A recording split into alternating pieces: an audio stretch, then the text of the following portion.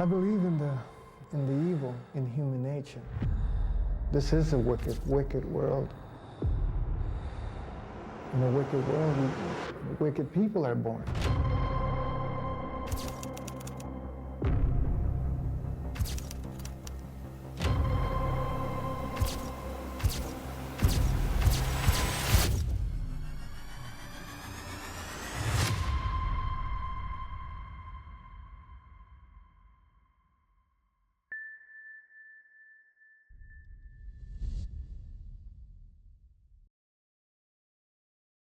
Влюбленность – окрыляющее чувство, которое наверняка испытывал каждый из нас. Но в некоторых исключительных случаях физическое влечение затмевает разум и приводит к жутким последствиям. Особенно, когда возникают любовные многоугольники. В мае 1991 года в Касл-Роке, Северная Ирландия, в гараже был обнаружен автомобиль, в салоне которого находились бездыханные тела 31-летней Лесли Хауэлл и 32-летнего Тревора Бьюкенена. Все указывало на то, что произошло совместное самоубийство двух влюбленных. Особенность ситуации была в том, что на момент смерти каждый из погибших состоял в браке. Этот факт сыграет важную роль в раскрытии дела. Медсестра Лесли была замужем за стоматологом Колином Хауэллом, и пара воспитывала 4 детей. Сотрудник королевской полиции Тревор был женат на Хейзел, учительнице воскресной школы. У пары были сын и дочь. В городе ходили слухи, что пара ушла из жизни из-за того, что у них был роман, и они не могли быть вместе. В то же время некоторые из местных жителей предполагали, что правда была более мрачной, и никаких близких отношений между погибшими никогда не было. Якобы любовная связь зародилась между их супругами, Колином и Хейзел, и Лесли с Тревором, не сумев пережить эту боль, решили вместе покончить с собой. По основной версии следствия считалось, что смерть обоих погибших наступила в результате отравления угарным газом из выхлопной трубы автомобиля, в котором нашли их бездыханные тела. До момента, когда стала известна шокирующая правда о смерти Лесли и Тревора, прошло почти 20 лет, и разгадка оказалась не такой очевидной, как в далеком 1991 году. Начало тайного романа. Прихожане баптистской церкви Колрейн считали 32-летнего Колина Хауэлла образцовым гражданином. Уважаемый стоматолог, отец 4 детей, вел проповеди в церкви и часто играл на гитаре во время воскресных служб. Однако у мужчины была и тайная сторона жизни. На уроках плавания, организованных церковью, он познакомился с Хейзел Бьюкенен. Между ними сразу появилась страсть. Позже, когда Колин пришел к ней домой, чтобы научить играть на гитаре, хозяйка открыла дверь в короткой джинсовой юбке и блузке без рукавов с глубоким вырезом. Между мужчиной и женщиной быстро начались порочные взаимоотношения. Они утоляли свою похоть не только в собственных домах, но и в стоматологической клинике Хауэлла. В итоге Хейзел забеременела, но не знала, от мужа или от любовника. Когда женщина поделилась новостью с Хауэллом, он хладнокровно заставил сделать ее аборт. В то время это было незаконно в Северной Ирландии, и женщине пришлось отправиться в Лондон. Прерывание беременности было явным нарушением основных правил баптистской церкви, о чем, конечно, было прекрасно известно и Хейзел, и Колину. Когда Лесли узнала об измене своего мужа, Колина, она настолько обезумела, что попыталась покончить жизнь самоубийством. Впрочем, ее поступок был скорее криком о помощи, чем серьезной попыткой суицида. Однако, когда муж-изменщик обнаружил предсмертную записку жены, он вдохновился на разработку смертоносного плана освобождения. В результате тайный роман завершился по-настоящему трагическим и жестоким финалом. Страшные последствия.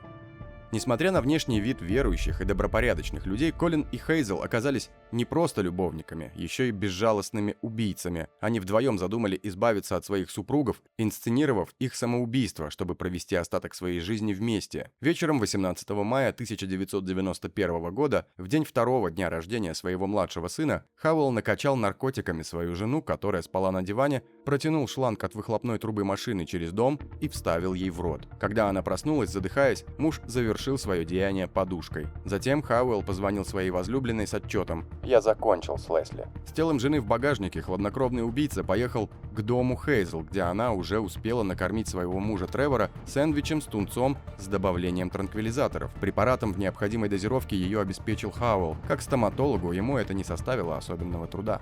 Хауэлл снова протянул шланг от машины, припаркованной снаружи, но Тревор также проснулся во время нападения, как и предыдущая жертва. Завязалась драка, однако Хауэлл Хауэллу все-таки удалось засунуть шланг в рот своей жертве. Он наблюдал, как Тревор умирает, в то время как его любовница, которая вот-вот должна была овдоветь, стояла у входной двери и просто смотрела. Затем Хауэлл отвез оба тела в пустующий дом, когда-то принадлежавший отцу Лесли, в нескольких милях от дома Хейзел. Стоматолог разложил тела, протянул шланг от выхлопной трубы, разбросал вокруг трупа жены фотографии их детей и, что особенно цинично, вложил ей в руки проигрыватель, из которого звучали религиозные песни. Затем предусмотрительный Колин сел на велосипед, который спрятал неподалеку, и поехал домой. Кроме того, он положил старую предсмертную записку жены таким образом, чтобы листок можно было обнаружить в их доме. На следующий день стоматолог сообщил о пропаже жены. Позже автомобиль с телами Лесли и Тревора был обнаружен. Колин и Хейзел вели себя спокойно, а на похоронах мрачно следовали за гробами своих супругов, которые были похоронены в нескольких ярдах друг от друга на кладбище Колрейн. Любовники продолжали встречаться тайком еще 3 года, прежде чем обнародовали свои отношения. Однако их чувства оказались не вечными. В 1996 году их любовная интрига прекратилась. Колин и Хейзел продолжала связывать только совершенное преступление. Хауэлл встретил разведенную американку Кайли, женился на ней и стал отцом еще 5 детей. Его бывшая любовница и соучастница двойного убийства вышла замуж за Дэвида Стюарта, который, по иронии судьбы, так же, как и ее первый муж, служил в полиции. Почти идеальное убийство. После того, как все тайное стало явным, детектив-сержант Джефф Феррис назвал то, что произошло в мае 1991 года, почти идеальным убийством. Удивительно, но вероятнее всего преступление сошло бы Колину и Хейзел с рук, если бы не проблемы, которые стали возникать у мужчины. После череды серьезных неурядиц Хауэллу пришлось пережить то, что он назвал кризисом веры. Самым тяжелым испытанием стала гибель сына Мэтью, которого ему родила Лесли. Парень умер в результате несчастного случая во время путешествия за границей. Колин вложил сбережения в непродуманную авантюру по добыче японского золота на Филиппинах и потерял все свои деньги. Кроме того, новый брак Колина трещал по швам из-за измен стоматолога. Он поверил, что Бог наказывает его, и решил признаться в убийстве первой жены и мужа Хейзел. В 2009 году Колин рассказал церковному пастору о своем смертном грехе. По совету церковных старейшин, Хауэлл пришел в полицейский участок Колрейна и признался в совершенном преступлении, а также сообщил детективам о причастности Хейзел к двойному убийству. К ответу за злодеяние привлекли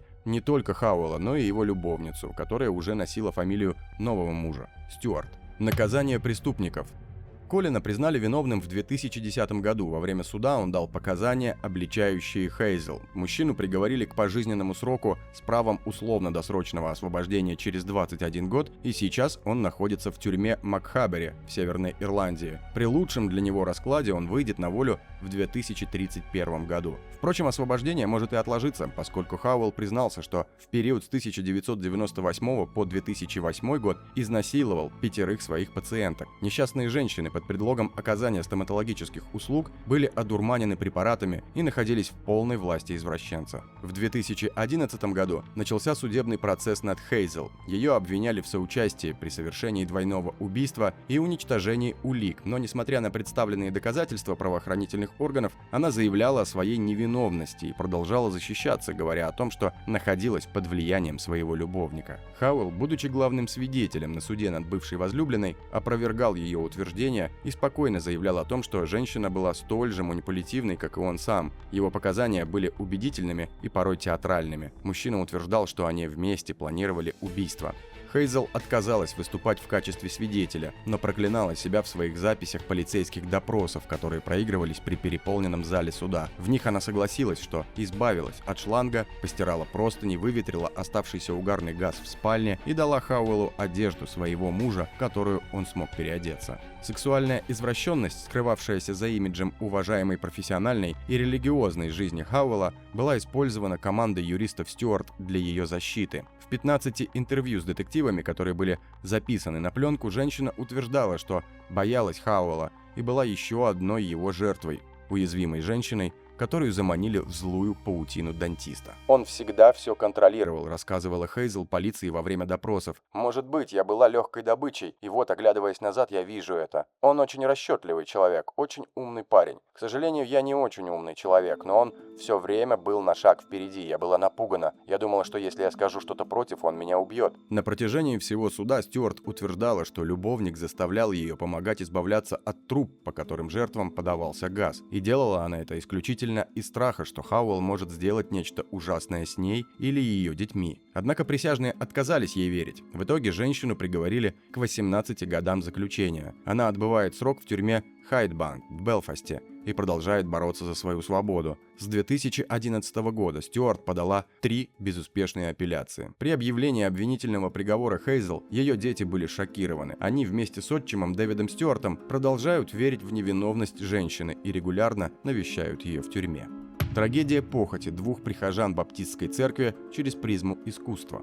История любовников-убийц легла в основу рассказа журналиста Дерека Хендерсона «Пусть это будет нашим секретом». Шокирующая история добропорядочных людей, оказавшихся хладнокровными монстрами, не оставила равнодушными и кинематографистов. В 2016-м вышел в эфир мини-сериал «Секрет». Роль Колина Хауэлла исполнил Джеймса Несбит, а в Хезл Стюарт перевоплотилась Женевьева О'Рейли. Криминальная драма была номинирована на премию Британской академии кино и телевизионных искусств как лучший драматический мини-сериал. «Секрет» получил награду Королевского телевизионного общества за лучшую драму Северной Ирландии. Позже «Секрет» был размещен на стриминговой платформе Netflix, что вновь привлекло внимание к трагедии 1991 года. Невероятно глупый поступок 2 влюбленных уничтожил жизнь сразу 2 семей. Неужели действительно стоило прибегать к убийству ради того, чтобы быть вместе? Конечно, нет. Тогда совсем не ясно, зачем Колин и Хейзел решили пойти на такие крайние меры, ведь они взрослые, устоявшиеся личности, при этом вменяемые, а значит вполне отдавали отчет своим зверским поступкам. Дорогие подписчики и гости канала, как вы считаете, могли бы Колин и Хейзел разобраться со своими вторыми половинами, не прибегая к совершению преступления? Что мешало им честно признаться в своем романе и не убивать любимых людей, обрекая